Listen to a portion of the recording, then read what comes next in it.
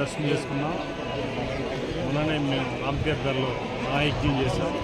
మహాయజ్ఞం చేసిన తర్వాత వచ్చి మా భక్తులతో దర్శనం చేసుకున్నాం. ఆంధ్రప్రదేశ్ రాష్ట్రం బాగుండాలి, ఆంధ్రప్రదేశ్లో ఉన్న ప్రతి పౌరుడు చంద్రబాబు నాయుడు గారు ముఖ్యమంత్రిగా పరిపాలన అందించాలని ఈరోజు ఎన్డీఏ కూటమి కలయిక సంపూర్ణంగా ఉండాలని సోమవారం ఆశీస్సులు పార్లమెంట్ పరిధిలో ప్రజానీకానికి, రాష్ట్ర ప్రజానీకానికి, దేశ ప్రజానీకానికి, యావత్తు ప్రపంచంలో ప్రజానీకానికి ఆశీస్సులు పూర్తిగా పంపుకొని ఉండాలి. ఇంకా హిందూ